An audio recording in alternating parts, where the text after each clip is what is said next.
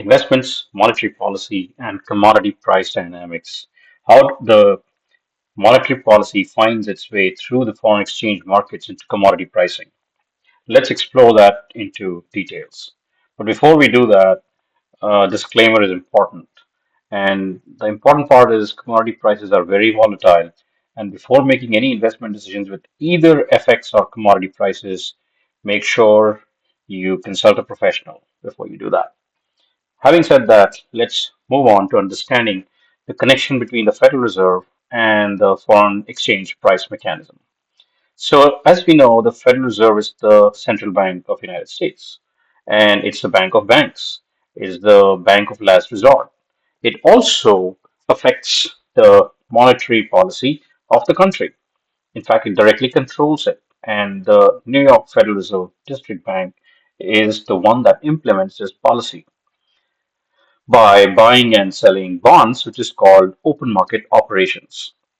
So this increase or decrease of either the liquidity or interest rates or discount window directly affects what is called as the currency price fluctuations.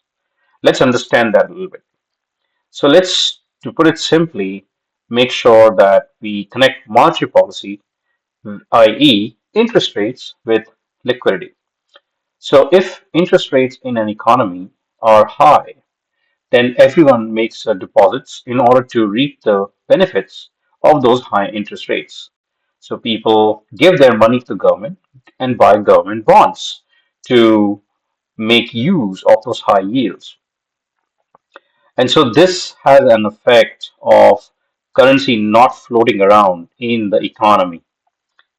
So Fed can also do the exact opposite. Fed can decrease the interest rates, and so people don't make deposits in dollars, especially foreigners, and they have to go elsewhere to look for high yields. Yields and interest rates are kind of synonyms here in this case.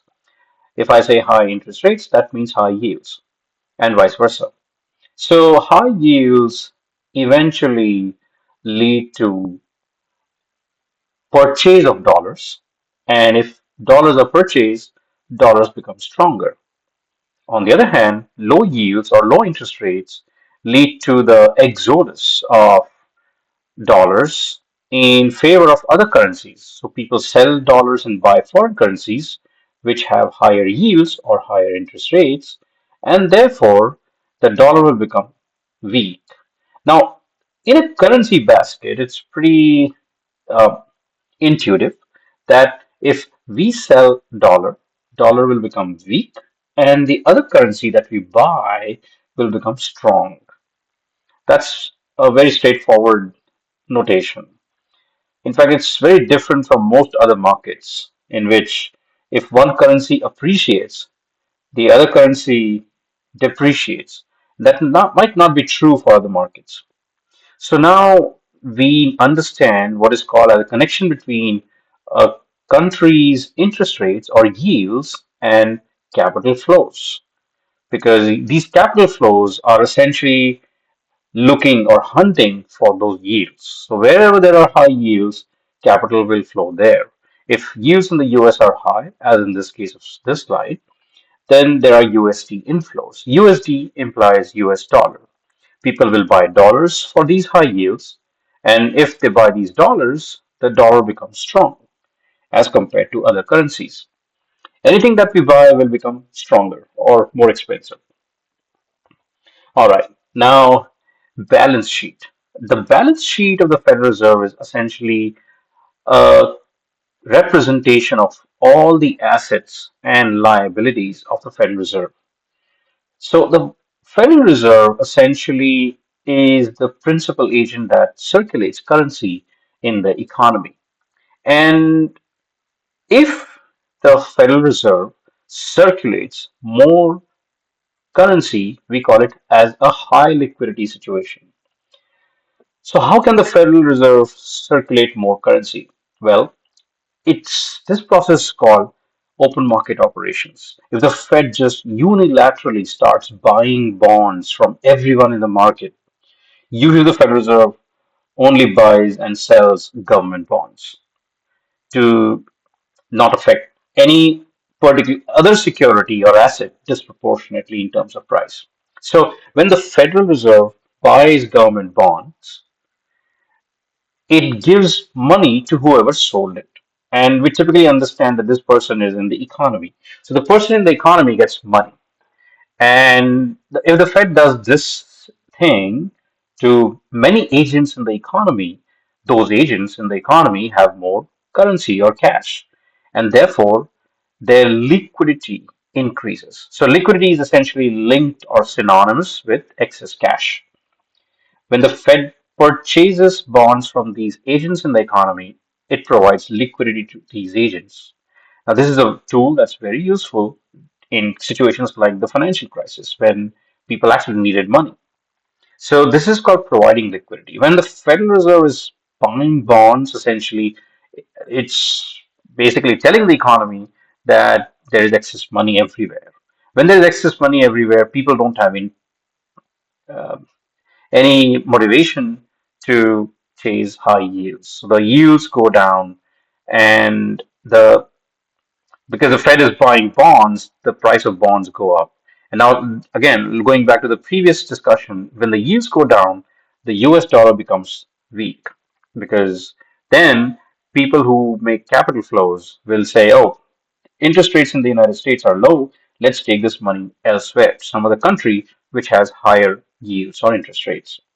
Now, this whole idea or notion is called quantitative expansion, in which the Fed is buying these government bonds and storing them. And so, this is also called an expansion in the balance sheet because the Fed is now growing in terms of the bonds that it is holding. In other words, the Federal Reserve is increasing its assets. Exactly the opposite happens when the Fed starts selling these bonds. So this is called QT or quantitative tightening because when the Fed sells a lot of government bonds, the price of those bonds decreases because remember the Fed is a big player in the market. And therefore, as the price decreases, interest rates go up or yields go up and the US dollar becomes strong. So all the excess money that people have in the markets will be utilized to purchase these bonds from the Federal Reserve. So when the Federal Reserve is offloading all these bonds and taking up currency from agents in the economy, it is draining the liquidity away from the markets. Now, this is not exactly associated with shrinking balance sheet because the Federal Reserve's balance sheet will shrink when these government bonds start maturing. And when the government bonds mature, there are no more big long term assets sitting in the Federal Reserve's balance sheet. That is quantitative tightening. Now, here are some papers which talk about currency fluctuations and asset prices, commodity prices in particular, gold in this case. Now, most of the commodities, unless there is some idiosyncratic fluctuation going on, and there are lots of idiosyncratic fluctuations that happen in commodities because of demand and supply dynamics. But typically, let's just choose gold here. And so the underlying sentences from these research papers have said that there is a negative correlation with the US dollar and gold. And there are periods in which this correlation is broken. So, what is the meaning of inverse relationship? Inverse relationship, all it means is when the US dollar becomes strong, it is able to purchase anything cheaper. Intuitively, that means that it can purchase commodities like gold, oil, copper, etc., easily as compared to where it's weaker. So, when the US dollar appreciates, the dollar's purchasing power goes up. Fewer dollars are required to buy the same amount of commodity. So this causes a decrease in the price of that commodity in terms of dollars. And this can be done in terms of any currency around the world with respect to that currency. The difference of dollar and other currencies is all the assets, commodity prices are measured in terms of US dollar globally. So dollar is the global currency on an ongoing basis. and therefore other currencies have to be indirect in their measurement. So, for example, the euro, if we try to measure the price of gold through the euro, then we have to convert it to dollars and then measure it. Although direct euro gold demand and supply can also be measured, no problems. Okay, so what happens is this inverse relationship between the US dollars and commodities can sometimes, not be inverse at all. So the dollar is getting stronger, and at the same time, the gold price is also getting stronger. It happens sometimes because central banks all around the world are buying commodities like gold. There are some industrial metals like copper, which can also be bought, interest rates in the United States notwithstanding. So commodity prices sometimes rise when interest rates rise too. So rising interest rates are usually, however, concerned with stronger dollar and lower commodity prices. So usually, if the Federal Reserve is in a rate cutting mode, prices of commodities like gold will start increasing because the dollar will get weaker. So that is the coupling and decoupling effect of currency with commodities. Now, commodities are extremely volatile, and the reason for that is they're not just linked with the price of dollars and interest rates, but they're also linked with their demand and supply. Now, there are two terms that are typically associated with demand and supply of commodities, and the most important thing to note here is commodities are never traded. Well, they could be traded on the spot, meaning that if I pay a price of a commodity, I need an immediate delivery. Typically, in bulk markets, commodities are traded in futures, meaning that I'll settle the contract now, and in return, the buyer or seller will execute their side of the transaction at a future date. Now, there are two mispricings or two situations that can occur in the price of a commodity: backwardation and contango. Backwardation occurs when the spot price, today's price, exceeds the future price, meaning that agents are expecting the supply to increase or demand to decrease, and therefore the future prices are now trading lower and lower than today's spot price. Spot price means price right now, spot on the spot.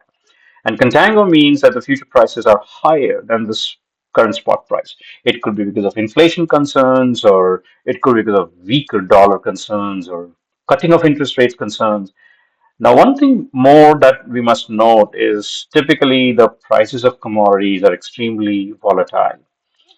In fact, that has correlated to the Bitcoin as well. So, this understanding of the contango and backwardation, along with the interest rate connection, makes trading of commodities extremely complicated and volatile. So, this is an example of gold futures in the contango as of February 2026. It was accessed on 7th of February 2026 from CME Group. And we can see here that the gold price for February settlement is 49.56. But as we go to March settlement and then April settlement and then May settlement, the price is steadily increasing to 50.30, which means that this is a contango. Now, the backwardation could be something like crude oil. The price of crude oil for March futures is at $63.50. And so this is a contract that will be delivered in March of 2026 as compared to April, May, June, and July. You can see the price of crude oil is decreasing steadily for future deliveries. Now, this can also change. As you can see, there's a price change going on. So this is also changing with any new information that becomes available with respect to that commodity. So all commodities are traded like this in future contracts as well as spot prices. And so that's the connection between interest rates, monetary policy, balance sheet expansion and contraction, the availability of spot and future prices, backwardation and contango, and the extremely volatile commodity prices. Thank you very much for listening.